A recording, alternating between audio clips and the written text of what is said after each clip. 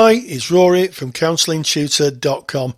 I've not done a presentation on YouTube for a little while, so I thought I'd do one on note-taking. Something that's come up in my teaching practice quite a lot is how to take notes and good practice around it. So this video is going to be a little long. It's going to be about 20 minutes, but it is very comprehensive. And without further ado, let's get on with it. So here we are at the PowerPoint, and the first thing I'm going to do is give you a little disclaimer. This presentation is made to the best of my knowledge and having taken advice through the years from supervisors, ethical bodies and insurance companies. I do not have any legal expertise in this field, nor do I wish to give the impression that I do. So this is purely from my own observation, from my practice experience and from consultations I've had through the years with supervisors, ethical bodies and insurance companies. So I hope it's going to be useful to you.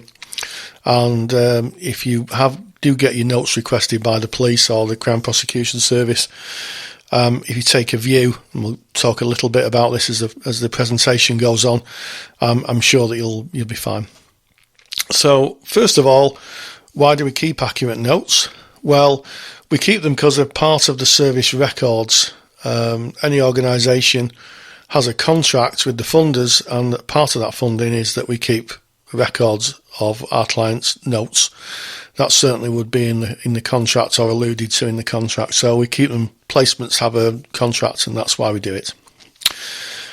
General assessment purposes. If we're doing an assessment, if we're qualified therapists or assessing, we may very well want to make notes of how we've assessed and who we've forwarded clients onto, how we've matched counsellors with clients, and also if we have to work with any risk, management risk. We do occasionally get clients who are maybe a harm to self or harm to others. Very, very infrequently, I have to say harm to others. But in cases like this, we'd have to manage risk and make sure everybody was clear about what the risk was. And the main reason we do notes is quite simply recording the content of the session. It's an aid to memory, and also is a kind of accurate record of what the clients bring in and what they're working through.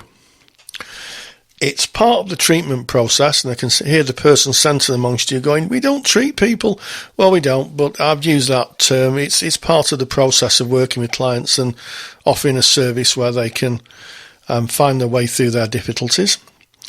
We can use them for research in some cases. So, so if someone asks you how many clients have you had with depression this year, you can look through and you can say about 24 or how many.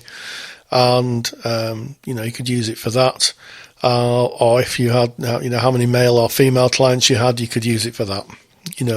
That's fine, as long as you're not using it with any information that could be linked to a particular individual.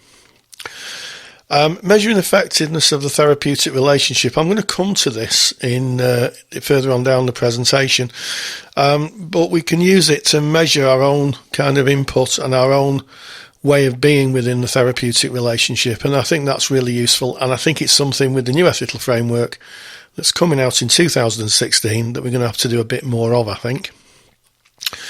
And I put medical or quasi-medical records. Some of you will work in the National Health Service, and they really are medical records, for want of a better word. We don't think of medicine and counselling in the same terms, but we're all kind of on the same team, if you like, so you could call them medical or quasi-medical records.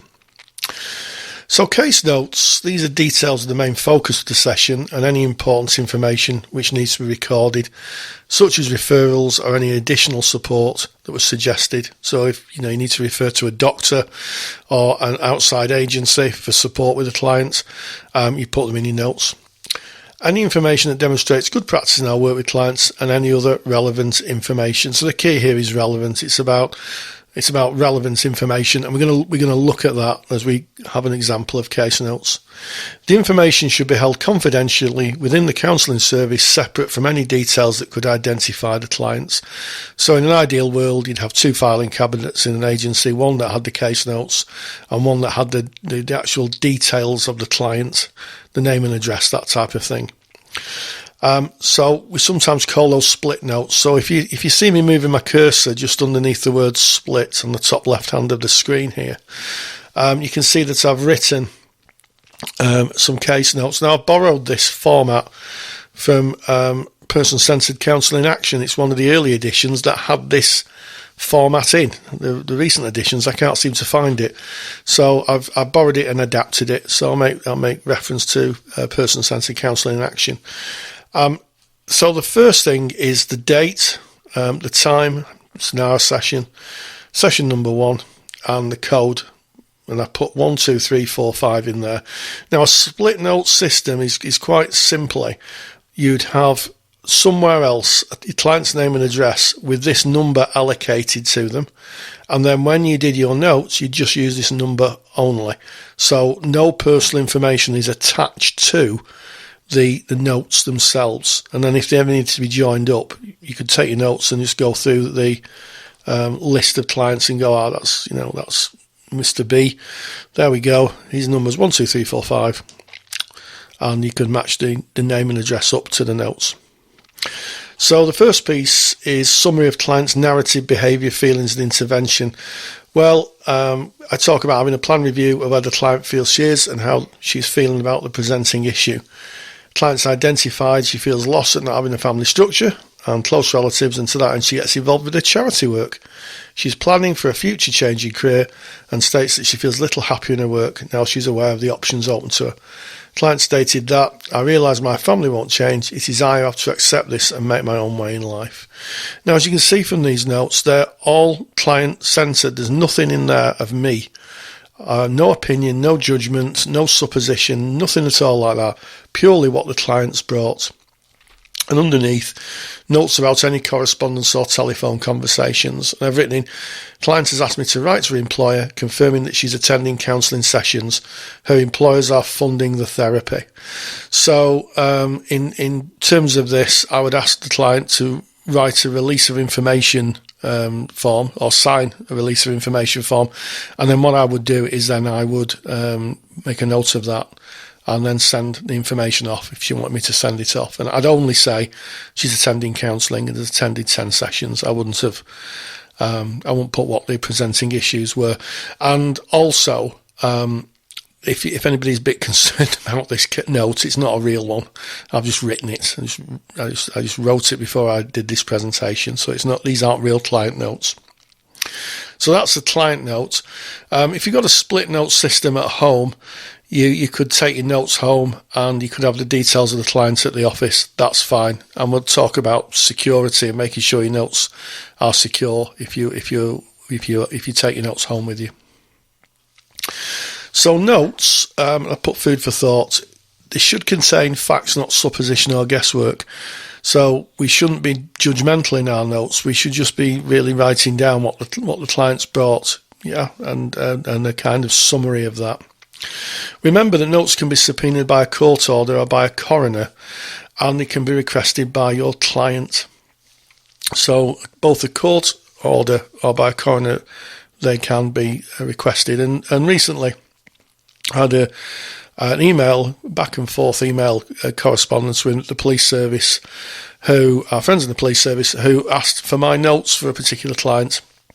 And I wrote back to them and said, yes, no problem, as long as you are happy, as long as the client signs a release form. And we went back and forward a bit, and he said, we can get a court order.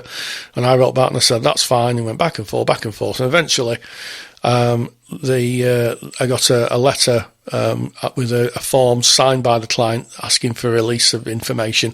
So at that point, the client signed it off and I sent it, but I wasn't going to send it without that. So just a word to the wise there. It's really only the court, coroner, or your client who can request the notes. So there we go. Process notes, they're slightly different notes to the notes that we'd have for client work. They're our own personal reflection. Some counsellors keep notes about their own process in the therapeutic relationship. This is intended to help them hold on to important issues between sessions and to identify areas they want to look at in supervision.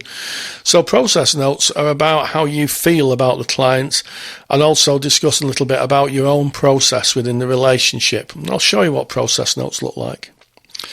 Counsellors' process notes are comments made by the client about the process, counselor's observations, or speculation about the process. So in your process notes, you can speculate. And I've written in a little bit of what the other notes said. I realise that my family won't change. It is I who have to accept this and make my own way in life. And I've written, it feels like the client is finding her own autonomy and beginning to come to terms with the lack of family structure, which was her presenting issue. I wonder if she is using work to mask the pain of not having a solid family structure. So we can kind of see in that I'm writing speculation. And in fact, the material for supervision is this client ready for an ending? What is it in me that feels like this is the case? So I would take that to supervision and just say, look, this is my process notes, and we'd work through that. Process notes are also really good for things like transference and counter-transference. Transference is where you meet someone and you have an instant dislike to them and you don't know why, as you've never met them before. And then you kind of realise that it reminds you of someone from your past, and you're attributing thoughts and feelings onto someone you've only just met, where actually those feelings are about someone in your history, in your past, and that's called transference. Counter-transference is where you start reacting to that person, that new person, in the way you'd react to the person in your past. So I've got a video on transference and counter-transference, so I'll put it in the links below so you can see what I'm talking about. But it's really useful for that, and it does come up a lot in therapy, I have to say. So those are counsellors' process notes. They're your notes, basically. They're your own journal. I've taken a view from the British Psychological Society, and they've got an interesting document on the website. It is from 2002, but I believe it's still current. And they say it's important to note that supervision records, whether case or process notes, may be considered part of the client record. For example, a supervision session where John B is discussed and where this is recorded by the supervisor in any form may later be regarded in law as part of the official record for John B. Either John B himself or someone with legal right of access to get records on John B may seek access to the relevant supervision record. So from this we can gather that it's possible that not only our case notes, our personal journals and supervision records can in some cases be subpoenaed. I did read a little deeper into this, and they do say that it's hardly ever been tested in court where someone's personal journal can be asked for, but that's what can possibly happen. I've never known it happen, but it could. So good practice is keep split notes. We've discussed that. If you've got a computer, then you really need to think about how you're going to keep them securely. Are you going to keep them on a Word document? Are you going to keep them in a locked file with a password? Are you going to keep them on your computer? Are you going to keep them on things like Google Drive or Microsoft Drive or a Dropbox, or all those outside places? And are they secure? You have to do your own research on that. Also, if you scrap your computer, a bit of a tip here is take out your hard drive, because there are people who go around tips, believe it or not, opening up computers and taking hard drives out, and it's amazing the information you can find on someone's scrap computer. Just because the hard drive won't boot up and operate your information, your operating system, so it works, doesn't mean that the information that's stored on it has gone. So if I keep all my hard drives in my loft. I wipe them clean and then put them in the loft. I'm a bit of a geek, I have to say, but I do that on a regular basis. I've got quite a few hard drives stacked up there now. If you're using a paper filing system, then a filing cabinet or a lockbox. Those of you with children, it would be terrible, wouldn't it, to come home to find that your 4-year-olds drawn nice pictures of trees and sheep and cows on your case notes, and then a week later they were requested by a coroner. That would take a little bit of explaining. So yes, you need to make sure they're secure. Again, put them in a filing cabinet with a lock, or you can get a little metal box, can't you? You put your documents in there. And contingency plans. What if they get lost? What would happen if they got lost? What would happen if you became ill and were unable to access your notes? Some therapists have what's called a living will, where they buddy up with another therapist and allow them to get access to their notes. And if that's the case, then what you really need to do is to put that in your contract with your client and say, another therapist has access to my notes if anything happens to me. The other question that gets asked a lot is, how long shall I keep notes for? So I found this marvellous gobbledygook quote: personal data processed for any purposes or purposes shall not be kept for longer than is necessary for that purpose or those purposes.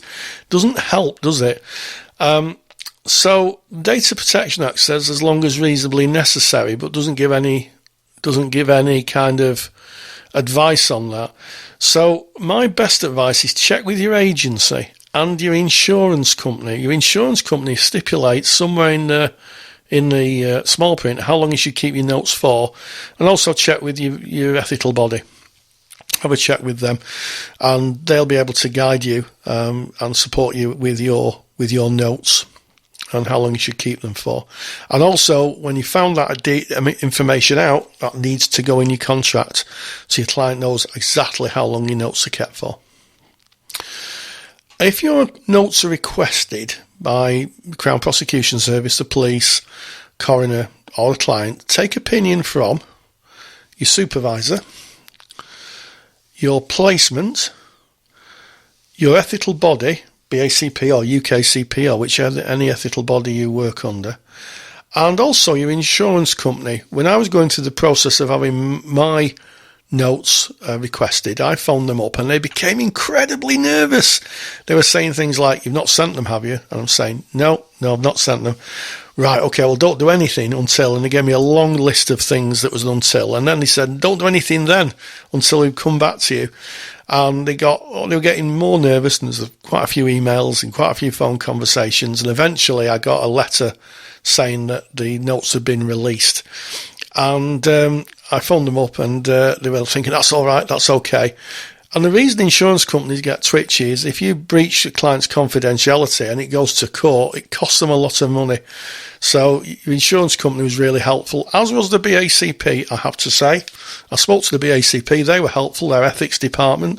And I also spoke to my supervisor, and she was helpful.